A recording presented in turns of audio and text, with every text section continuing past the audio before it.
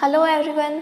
देखिए, previous video के अंदर हमने इंटरसेक्शन ऑफ सब ग्रुप्स का टॉपिक देखा था, जो कि बहुत ही इंपॉर्टेंट था, मैंने आपको बताया था। और आज हम देखेंगे यूनियन ऑफ सब ग्रुप। इंटरसेक्शन और यूनियन, जब हम इंटरसेक्शन का टॉपिक करते हैं तो हमारे मन में आता है कि जब इंटरसेक्शन ऑफ टू सब ग्रुप आया था, इंटरसेक्शन ऑफ आर्बिट्ररी इंटरसेक्शन भी सब ग्रुप आया था, तो यूनियन में ये रिज़ल्ट होल्ड होता है या नहीं होता।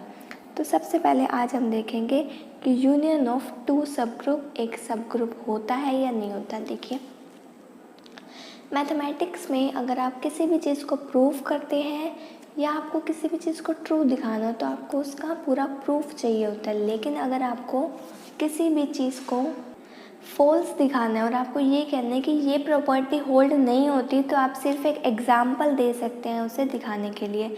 तो यहाँ मैं आपको क्या बताने वाली हूँ कि यूनियन ऑफ टू सब ग्रुप इज़ नॉट अ सब ग्रुप। इस चीज़ को फॉल्स दिखाने के लिए अगर मैं एक एग्जाम्पल भी दिखा दूँ ना आपको, तो आप इस कंडीशन को मान जाएंगे। और अगर मुझे ये कहना है कि ये ट्रू है तो मुझे पूरा प्रूफ देना होगा।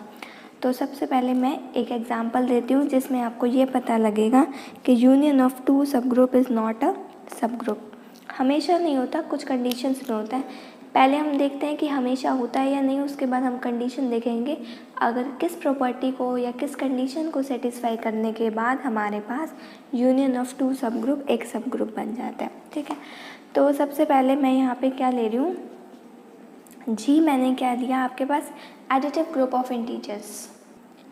आपने इंटीजर्स का ग्रुप लिया जिसमें से आपने जो h1 लिया है वो किस तरीके से लिया, -6, -4, -2, 0, 2, 4, 6। यानी कि h1 में आपने सिर्फ 2 के मल्टीपल्स ले लिए और h2 में आपने सिर्फ 3 के मल्टीपल्स लिए। h1 में आपने 2 के मल्टीपल्स लिए और h2 में आपने 3 के मल्टीपल्स लिए। आप अपनी प्रॉपर्टीज़ को सेटिस्फाई करके देख सकते हैं, ये भी एक सब ग्रुप बन रहा है और ये भी सब ग्रुप। ऐसी कोई प्रॉपर्टी आपको मिलेगी ही नहीं जो सेटिस्फाई नहीं करेंगे। अब हम देखते हैं h1 यूनियन h2 क्या होता है, क्योंकि यहाँ तो हमें यूनियन की ही बात करनी है। h1 यूनियन h2 हमारे पास क्या आ जाएगा, -6, -9, -6, -4, -2, 0, 2, 3, 4, 6, 9। ठीक है, इन दोनों का यूनियन किया तो हमारे पास ये वाले मेंबर्स आ गए। अब देखो आपके पास जो h1 यूनियन h2 आया, क्या ये एक सब ग्रुप है? नहीं, ये सिर्फ एक सेट है, ये सब ग्रुप नहीं है, क्योंकि अभी मैं आपको दिखाऊंगी ये किस प्रॉपर्टी को सेटिस्फाई नहीं कर रहा। अगर मैं दो मेंबर्स लूँ इसी सेट में से, h1 इंटरसेक्शन h2 में से, और अगर उन पे एडिशन लगाऊं, यानी कि सबसे पहली प्रॉपर्टी क्लोजर तो सेटिस्फाई करनी चाहिए ना, क्योंकि मैं यहाँ पर क्या दिखा रही हूँ कि h1, या फिर मैं क्या चेक कर रही हूँ कि h1 यूनियन h2 एक सब ग्रुप है भी या नहीं। तो उसके लिए सबसे पहले मैंने प्रॉपर्टी चेक की क्लोजर, और वही होल्ड नहीं होगी। देखेंगे कैसे। -2 हमारे पास h1 यूनियन h2 से बिलोंग कर रहा है, ये देखिए। 3 हमारे पास बिलोंग कर रहा है h1 यूनियन h2 से। ठीक है, अब हमारे पास इस ग्रुप का ऑपरेशन क्या है, एडिशन। तो -2 + 3 कभी भी h1 यूनियन h2 में बिलोंग नहीं करेगा, क्योंकि इसमें कौन से मेंबर्स हैं, या तो 3 के मल्टीपल या फिर 2 के। तो हमारे पास आप देखेंगे -3 + 2 -2 + 3 डेट इज़ 1, कभी भी हमारे पास h1 यूनियन h2 में आएगा ही नहीं। सो पहली ही प्रॉपर्टी होल्ड नहीं की, या तो क्लोजर प्रॉपर्टी, तो h1 union h2 can never be सब ग्रुप ऑफ G। तो आपके माइंड में अब एक क्वेश्चन आएगा कि कुछ कंडीशंस तो ऐसी होंगी ना जिनमें ये सब ग्रुप बन रहा है, या फिर किसी भी कंडीशन में सब ग्रुप नहीं बनता, और अगर बनता है तो वो ऐसी कौन सी कंडीशंस हैं जिनमें ये प्रॉपर्टी सेटिस्फाई होती है, या ऐसी कौन सी कंडीशन है जिसे सेटिस्फाई कर जाए ये दोनों ग्रुप्स, तो हमारे पास सब ग्रुप बन जाता है। तो चलिए अब उसकी ओर ध्यान देते हैं, वो क्या प्रॉपर्टी है। देखिए, यूनियन ऑफ टू सब ग्रुप इज सब group if and only one is contained in other. ये सब ग्रुप तभी बनेंगे दो हमारे पास, अगर हम दो सब ग्रुप ले लें जी के, वो तभी सब ग्रुप बनाएंगे जब एक दूसरे के अंदर कंटेन होगा, या तो H1 कंटेन्ड इन H2 हो या H2 कंटेन्ड इन H1 हो। तो इस चीज़ का हम अब आपको प्रूफ दिखाएंगे कि ये कैसे होता है, ठीक है। तो सबसे पहले तो हम दो सब ग्रुप सपोज करते हैं। सपोज H1 और H2 हमारे पास दो सब ग्रुप्स हैं जी के, ठीक है।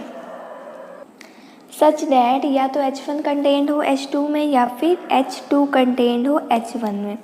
देखिए, अगर हमारे पास ये फर्स्ट वाला केस हम लेकर चल रहे हैं, अगर H1 कंटेन्ड हुआ H2 के अंदर, तो आप देखिए H1 यूनियन H2 क्या बन जाएगा, क्योंकि यूनियन ऑफ टू सब ग्रुप H1 यूनियन H2 को इस तरीके से डिनोट करेंगे, और H1 H2 के अंदर कंटेन्ड है, इसका मतलब इनका यूनियन क्या आएगा, बड़े वाला सेट डेट इज़ H2, जो कि ये H2 आपको पता है ये सब ग्रुप है, क्योंकि आपने सपोज यही किया कि H1 H2 दोनों ही सब ग्रुप हैं, तो हमारे पास ये क्या आ गया, विच इज़ सब ग्रुप ऑफ G, ठीक है। सिमिलर पैटर्न से हम क्या दिखा देंगे कि अगर हमारे पास H2 कंटेन्ड हुआ H1 के अंदर, तो हम क्या दिखा देंगे, H1 union H2 equal to H1 हो जाएगा, एंड डेट इज़ सब ग्रुप ऑफ G, क्योंकि आपने सपोज़ क्या किया था कि H1 और H2 दोनों ही सब ग्रुप्स हैं, तो इन दोनों का यूनियन H1 है, डेट इज़ ऑल्सो सब ग्रुप ऑफ G। यहाँ पर भी सेम चीज़ हम लिखेंगे, विच इज़ सब ग्रुप ऑफ G, ठीक है। तो अगर एक दूसरे के अंदर कंटेन्ड हुए तो हमारे पास ये सब ग्रुप तो आ ही जाएंगे। अब इफ़ एंड ओनली कि इफ़ के सिचुएशन हो तो हमें वाइस वर्सा भी दिखाना पड़ता है। तो अब हम चलेंगे वाइस वर्सा की ओर कि किस तरीके से इसका रिवर्स भी ट्रू है। कन्वर्स पार्ट में हम क्या लेकर चल रहे हैं कि H1 और H2 दो सब ग्रुप हैं जी के, जिसके अंदर हमें H1 यूनियन H2 भी हमारे पास सब ग्रुप है जी का, ठीक है। और हमें प्रूफ क्या करके दिखाना है कि या तो H1 कंटेन होगा H2 के अंदर या फिर H2 कंटेन होगा H1 के अंदर। इस कंडीशन में हमारे पास ये चीज़ गिवन थी। फर्स्टली हमने H1 कंटेन इन H2 और H2 कंटेन इन H1 को गिवन लेकर चले थे हम, और उसके बाद H1 यूनियन H2 को सब ग्रुप दिखा दिया था। और यहाँ पर देखो दोनों ही केसेस में H1 यूनियन H2 को सब ग्रुप दिखाया हुआ है। कन्वर्स पार्ट के अंदर हमने उल्टा लेकर चले हैं और हम H1 कंटेन इन H2 और H2 कंटेन इन H1 को दिखा देंगे, ठीक है। तो अब सबसे पहले इस चीज़ को दिखाने के लिए हम कॉन्ट्राडिक्शन लाएंगे। कॉन्ट्राडिक्शन किस तरीके से, हम ये मान लेंगे ना तो H1 कंटेन है H2 में और ना ही H2 कंटेन है H1 में, ठीक है। So we suppose that neither H1 is subset of H2 nor H2 is subset of H1। यहाँ पर आप सबसेट की जगह कंटेन्ड वर्ड भी यूज़ कर सकते हैं, ठीक है। अब हमने सपोज़ क्या किया कि ना तो H1 कंटेन है H2 में ना ही H2 H1 में, और बाद में हम कॉन्ट्राडिक्शन ला देंगे, ठीक है। तो उससे भी ये इजीली प्रूफ हो जाएगा, ठीक है। तो अब हमारे पास, क्योंकि हमें पता है H1 सबसेट तो है नहीं H2 का, ठीक है, क्योंकि H1 सबसेट नहीं है H2 का, जिसे हम डिनोट किस तरीके से करते हैं, इस तरीके से। अगर ये इसका सबसेट नहीं है तो मतलब H1 के अंदर एक ना एक ऐसा मेंबर ज़रूर है जो H2 के पास नहीं है। तो अब हम वही चीज़ लिखेंगे कि हमारे पास एक ऐसा मेंबर A एग्जिस्ट करता है जो कि H1 के अंदर तो है और H2 के अंदर नहीं है। अगर इनमें से एक के अंदर भी है तो यूनियन के अंदर तो आएगा ही आएगा। सिमिलर थिंग हम किसके लिए लिखेंगे, जब H2 is not a subset of H1 होगा, वहाँ पर भी हम यही चीज़ लिखेंगे। एक एलिमेंट ले लेंगे B जो कि उस टाइम H2 में होगा, H1 में नहीं होगा। बट तो देखिए यही चीज़ मैंने यहाँ पर लिखी है कि अगर H2 is not a subset of H1 है तो हमारे पास एक ना एक ऐसा B मिल जाएगा, एक एलिमेंट जो कि H2 को बिलोंग कर रहा है और H1 को बिलोंग नहीं कर रहा, क्योंकि हमारे पास स्पेसिफिकली देखिए दिया हुआ है कि H2 is not subset of H1 and B belongs to H1 union H2। अब इसके बाद देखिए आपको ये बात भी पता है कि H1 यूनियन H2 क्या है, हमारे पास सब ग्रुप है G का। H1 यूनियन H2 सब ग्रुप है G का, ठीक है। और यही चीज़ मैंने यहाँ पर लिख दी। अब H1 यूनियन H2 सब ग्रुप है G का। इसका मतलब क्या है, हमारे पास अगर मैं दो एलिमेंट ले लूँ A और B belong to H1 union H2, तो हमारे पास A डॉट B यानी कि क्लोजर सेटिस्फाई करेगी ना, तो A डॉट B भी हमारे पास H1 यूनियन H2 के अंदर ही बिलोंग करेगा। अब ये बात तो आपको पता है यहाँ से कि अगर हमारे पास AB belong to H1 union H2 है, AB belong to H1 union H2 है, इसका मतलब या तो A डॉट B H1 में है या फिर A डॉट B H2 में है, क्योंकि यूनियन के अंदर वही एलिमेंट जाते हैं जो या तो H1 में हो या तो H2 में हो। ठीक है, तो हम इसके बाद यही लिखेंगे, या तो हमारे पास A डॉट B H1 में जाएगा या फिर H2 में जाएगा। तो अब हम केसेस लेंगे। पहले केस में हम क्या ले रहे हैं कि हमारे पास A into B, A dot B H1 के अंदर बिलोंग कर रहा है। केस 1 हम सबसे पहले लेंगे, देन केस 2। अगर हमारे पास यहाँ पर A B H1 के अंदर बिलोंग कर रहा है, और इससे जस्ट पिछले वाले स्टेप के अंदर आपने क्या दिखाया था कि आपके पास A एलिमेंट कहाँ से बिलोंग कर रहा है, A एलिमेंट बिलोंग कर रहा है H1 के अंदर और B H2 के अंदर। तो हमें पता है A कहाँ से बिलोंग कर रहा है, H1 के अंदर से। अब क्योंकि आपके पास A बिलोंग कर रहा है ना H1 के अंदर से, तो आप क्या लिख सकते हो कि A इनवर्स बिलोंग करेगा H1 में, क्योंकि आपको पता है कि आपके पास H1 और H2 दोनों ही क्या है, सब ग्रुप्स हैं। अगर दोनों ही सब ग्रुप हैं, तो अगर A आपके पास H1 का कोई एलिमेंट है तो उसका इनवर्स भी कहाँ पे जाएगा, उसी सब ग्रुप के अंदर, यानी कि उसी सेट के अंदर। ठीक है, तभी तो वो सब ग्रुप हुआ, क्योंकि उसके अंदर हर एलिमेंट का इनवर्स ऑलरेडी प्रेजेंट था। अब आपको इसके बाद क्या करना है, ये एलिमेंट भी H1 का है, ये एलिमेंट भी H1 का है। ठीक है, तो अब हम इन दोनों में ऑपरेशन लगा देंगे, that is A inverse dot A B. ठीक है, A inverse dot A B भी कहाँ पर ही बिलोंग करेगा, H1 के अंदर। क्यों, क्योंकि ये हमारे पास H1 एक सब ग्रुप है, और सब ग्रुप हमारे पास किस प्रॉपर्टी को सेटिस्फाई कर रहा है, क्लोजर को। क्योंकि वो सब ग्रुप है तो ऑब्वियसली वो चार प्रॉपर्टीज को सेटिस्फाई करके आया है ना, तो हम फर्स्ट प्रॉपर्टी का यूज करें कि क्लोजर सेटिस्फाई हुई होगी तभी वो सब ग्रुप बना होगा, और यहाँ मैंने क्लोजर का यूज किया। A इनवर्स ए बी को मैं क्या लिख सकती हूँ, A inverse into A is equal to E, that is identity. E into B is equal to B, that is हमारे पास यहाँ पर क्या आ गया, B बिलोंग टू H1। ठीक है, अब जो कि हमारे पास कॉन्ट्राडिक्शन है, क्योंकि आपने इस स्टेप में देखिए क्या लिखा है, साफ साफ आपने इस स्टेप के अंदर लिखा है कि B H1 के अंदर बिलोंग नहीं कर रहा। तो हमारे पास इस केस के अंदर क्या आ गई, कॉन्ट्राडिक्शन आ गई। इसका मतलब केस 2 पर चलते हैं। ठीक है, केस 2 के अंदर हम क्या लेंगे कि A B हमारे पास बिलोंग कर रहा है H2 को, और दूसरा एलिमेंट आपने देखा होगा H2 को आपके पास कौन सा बिलोंग कर रहा था, जो हमने लिया था B। A बिलोंग कर रहा था H1 को और B बिलोंग कर रहा था H2 को। यहाँ पर तो हमें किसका एलिमेंट चाहिए, H2 का चाहिए, तो हम B ले लेंगे। ठीक है, अब आपको पता है कि B बिलोंग टू H2, और H2 आपके पास क्या है, एक सब ग्रुप है, किसका, G का। अगर सब ग्रुप है तो ऑब्वियसली चार प्रॉपर्टी को सेटिस्फाई करके आया होगा, जिसमें से क्या थी कि एक प्रॉपर्टी ये थी कि हर एलिमेंट का इनवर्स भी एग्जिस्ट करता है, डेट इज हमारे पास B इनवर्स भी H2 के अंदर से ही आएगा। सो वही चीज़ मैंने यहाँ पर लिखी कि मेरे पास अगर B बिलोंग कर रहा है H2 में, तो हमारे पास B इनवर्स बिलोंग करेगा H2 में। अब इन दोनों पे लगा दो क्लोजर, यानी कि पोस्ट मल्टीप्लिकेशन कर दीजिए इसकी, क्योंकि B पीछे की साइड है। इन दोनों की प्रोडक्ट भी कहाँ पर जाएगी, यानी कि इन दोनों को ऑपरेट करने के बाद भी वो एलिमेंट जो आएगा वो भी H2 से ही बिलोंग करेगा, और इन दोनों को ऑपरेट करने के बाद एलिमेंट क्या आ रहा है, A B कहाँ से बिलोंग करेगा, H2 के अंदर से, विच इज कॉन्ट्राडिक्शन, क्योंकि हमने ये एज्यूम किया था कि हमारे पास A तो H2 के अंदर है ही नहीं। जो आपने पीछे सपोज किया था आप उसके अंदर चेक भी कर सकते हैं। ये देखिए यहाँ पर हमने साफ साफ लिखा हुआ है कि A does not belong to H2, और अब हम क्या कह रहे हैं, A बिलोंग टू H2। ऐसे ही देखिए हमने ऊपर क्या दिया था, B does not belong to H1, और यहाँ पर हमने B बिलोंग टू H1 दिखा दिया। दोनों ही केसेस में आपने दिखा दी कॉन्ट्राडिक्शन। इसका मतलब क्या है, आपके पास जो सपोजिशन थी वो इनकरेक्ट थी। आपने सपोज क्या किया था, ना तो H1 H2 का सबसेट होगा, ना ही H2 H1 का सबसेट होगा, विच इज रॉन्ग। यानी कि अब आपके पास क्या आ गया यहाँ से कि या तो आइदर H1 सबसेट होगा H2 का और H2 सबसेट होगा H1 का, ठीक है। और आपने इसके अंदर प्रूफ भी क्या करके दिखाना था कि यूनियन ऑफ टू सब ग्रुप इज सब group if and only if one is contained in other. तो यहाँ पर आपने दो सब ग्रुप लिए थे H1 और H2, या तो आपने इसके अंदर ये दिखा दिया H1 H2 के अंदर कंटेन्ड होगा या फिर H2 H1 के अंदर कंटेन्ड होगा, ठीक है। तो ये वाली थ्योरम यहीं तक थी, काफ़ी इंपॉर्टेंट है। इंटरसेक्शन और यूनियन दोनों ही काफ़ी इंपॉर्टेंट टॉपिक्स थे। अब हम एक नेक्स्ट क्वेश्चन को करेंगे जिसमें एक छोटा सा नया कंसेप्ट आएगा, centre of group.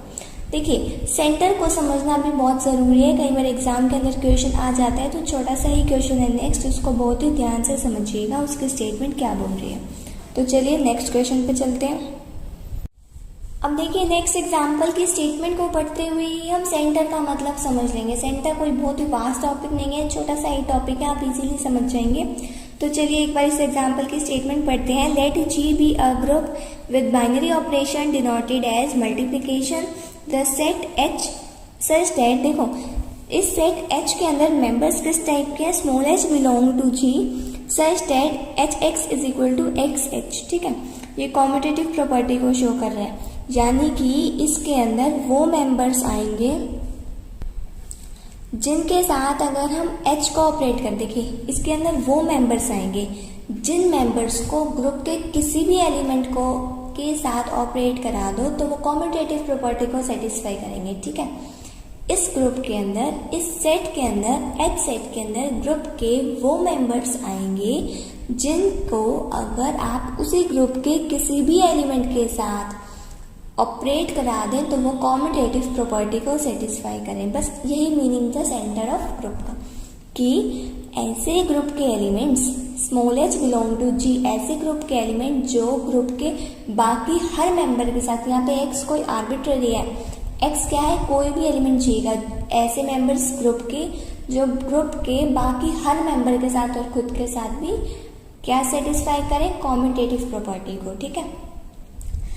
Is called centre of group. Show that centre हमारे पास, अब आपको प्रूफ करना है सेंटर के अंदर जितने भी मेंबर्स आएंगे वो एक सब ग्रुप बनाते हैं G का, ठीक है। सबसे पहले तो हम लिख लेते हैं कि H के अंदर मेंबर हैं किस टाइप के। अब देखो, सबसे पहले तो हमने लिखा H सेट है किस टाइप का, इसके बाद हमें प्रूफ क्या करना है, इस H को सब ग्रुप प्रूफ करना है किसका, G का, ठीक है। सबसे पहले हम मान रहे हैं कि आइडेंटिटी, ग्रुप की आइडेंटिटी को हम E से डिनोट करते हैं। ये आपको सभी को पता है कि ग्रुप की आइडेंटिटी को हम G से डिनोट करते हैं। वही चीज़ मैं एक बार लिख लेती हूँ। अब देखो, इतना तो आपको पता ही है ना कि अगर हमारे पास E क्या है, आइडेंटिटी है ग्रुप G की, तो आपके पास आइडेंटिटी इस प्रॉपर्टी को सेटिस्फाई करती है।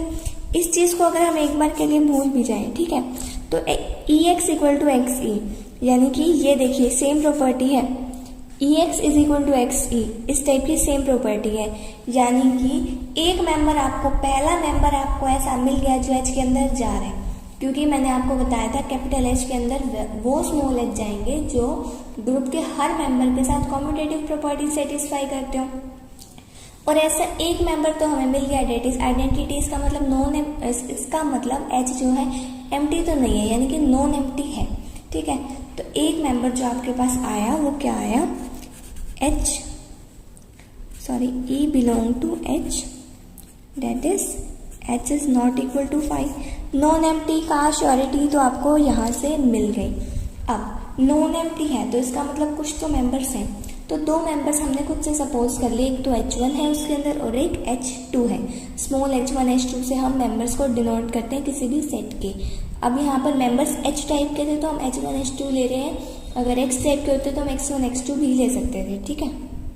अब देखो, इसके बाद ये जो दो मेंबर्स हैं H के मेंबर्स हैं, इसका मतलब उस प्रॉपर्टी को सेटिस्फाई करते हुए जो सेंटर की प्रॉपर्टी है, that is H1X is equal to XH1 for all X belong to G, ठीक है। Similarly H2X is equal to XH2 for all X belong to G, ठीक है। अब आपके पास इस इक्वेशन को आपने नाम दिया 1 का और इस इक्वेशन को आपने नाम दिया 2 का। काफ़ी इंपॉर्टेंट क्वेश्चन है ये, एग्जाम पॉइंट ऑफ व्यू से बहुत ध्यान से समझिएगा और लास्ट तक समझना है इसको। सेंटर के क्वेश्चंस आ जाते हैं एग्जाम के अंदर, ठीक है। इसके बाद इक्वेशन 2 को ध्यान से देखिएगा, हम क्या कर रहे हैं इसके अंदर pre and post multiply by H2 inverse. ठीक है, तो हम करेंगे प्री एंड पोस्ट मल्टीप्लाई। तो देखिए इस स्टेप के अंदर मैंने क्या किया है, pre and post multiply by H2 inverse.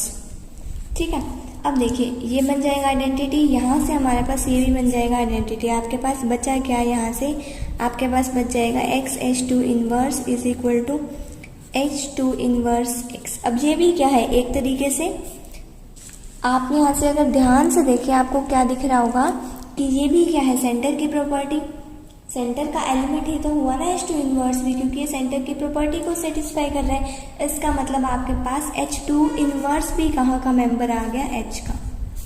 अब आपके पास 3 मेंबर्स आ गए। अगर H1 और H2 अगर आपके पास H के अंदर बिलोंग कर रहे हैं तो आपने ये चीज़ दिखा दी कि H2 इनवर्स भी H के अंदर बिलोंग करेगा।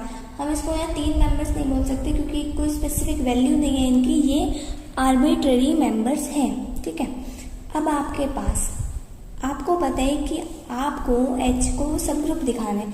सब ग्रुप हमारे पास सबसे इजी मेथड क्या है सब ग्रुप दिखाने का, वो है 1 स्टेप टेस्ट। यानी कि अगर हम ये चीज़ दिखा दें कि H1 H2 इनवर्स हमारे पास बिलोंग कर रहा है कहाँ पे, H से, तो इसका मतलब हमारे पास क्या है कि H एक सब ग्रुप है G का। ठीक है, तो हम H1 H2 इनवर्स पे काम करना शुरू करते हैं। ठीक है, एक बार ध्यान से देखिए, अगर आपको दिखाना है कि H1 H2 इनवर्स भी इसी के अंदर बिलोंग करता है, इसी सेट के अंदर, तो आपको एक चीज़ तो दिखानी होगी। क्या, ये देखिए, तो आपको ये प्रॉपर्टी दिखानी होगी कि H1 H2 इनवर्स ऑपरेट करे x के साथ या फिर उसका उल्टा ऑपरेट करे तो हमारे पास दोनों वैल्यूज इक्वल आएंगे। ठीक है, तो हम सबसे पहले यहाँ पर हम लेफ्ट हैंड साइड को लेकर चल रहे हैं। लेफ्ट हैंड साइड को जब हम लेकर चलेंगे तो आपके पास क्या आएगा, देखिए ध्यान से, आपके पास यहाँ पर x क्या है, x क्या है, कोई भी एलिमेंट g का। ठीक है, और H1 H2 इनवर्स